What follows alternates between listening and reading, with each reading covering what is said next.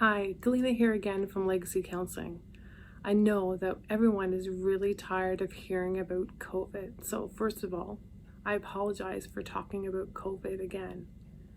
But before you tune me out, I just want to let you know that I too am tired of COVID, and many of us are there right now.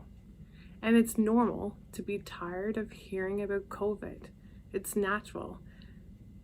So we are experiencing the COVID blues, I like to call it. So my question to you is this: are you feeling blue and blue about COVID? COVID has taken some of those natural mood lifters from our lives. Like many of us, I live here in Fort McMurray, and we know that the winters can be harsh. Limited sunlight, 40 below temperatures, and hoping that our vehicles are warm when we've started them 20 minutes earlier, just to go for a simple drive. And yes, that is winter here in northern Canada. Winter can be harsh at the best of times, but with the addition of COVID, the lockdowns, the restrictions, it can feel harsher. Many of us are down, feeling stuck and unmotivated. We are tired of COVID. We know that COVID has robbed us of those natural mood lifters. Normally in our lives, most of us have mood lifters. We didn't necessarily label them as mood lifters. We just knew there were certain situations that would lift our moods. We would be more positive, but that's those things that we just would naturally happen. So let's consider a blah Wednesday afternoon pre-COVID, where the weather has been cold and you're not feeling too motivated. Then you receive a text from a friend. They're asking you to go to your favorite restaurant this Friday night because it's payday and it's your monthly night out. You find yourself thinking ahead to that Friday. You're hopeful about the fun that you're going to have together. Or maybe you're thinking about the past time that you went together with this friend and how much fun it was that you had together. Let's try another example. It's a Sunday afternoon in January, not much to look forward to in the upcoming weeks, but then you get an email notification that there's a seat sale, your favorite vacation destination. You imagine yourself packing your suitcase, getting on a plane, and heading off to your all-inclusive favorite resort. So your thoughts move, they lift to when you're going to purchase a ticket and talk to your family and friends about it. These are just two examples of situations that can lift our moods naturally. Everyone has different examples for sure. In our current situation with COVID, it's likely that we aren't doing those things that we enjoy every day. It's maybe been months since we've done some of these things, and the lack of these mood lifters, it's taking a toll on our mental health. Remembering that we can't make a lot of changes to the pandemic. Most of us don't want to go against the regulations that are being put out and trying to follow those rules, but we are tired of this.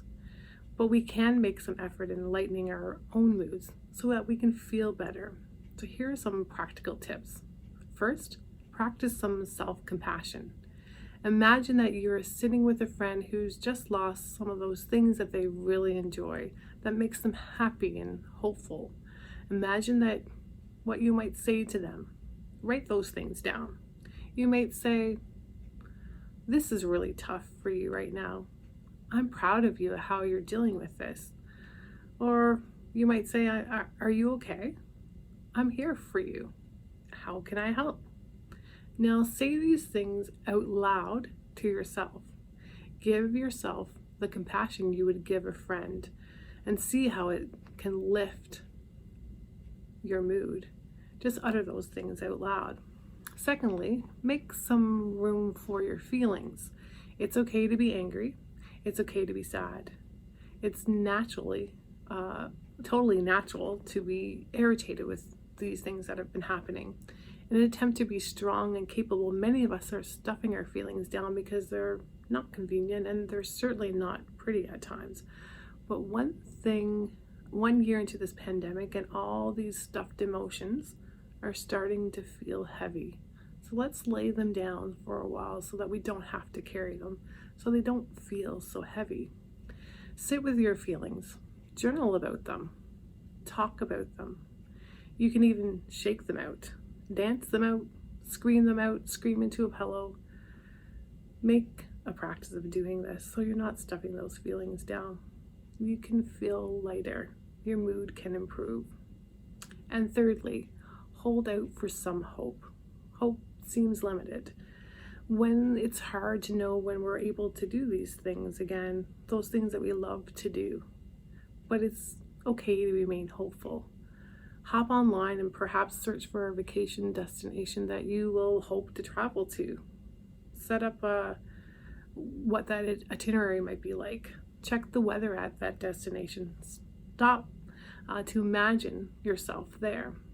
Text your family and friends and who you haven't seen in a while, but you will see them soon, and what you might do together next time, where you might go or what you might see, how it will feel to be together again.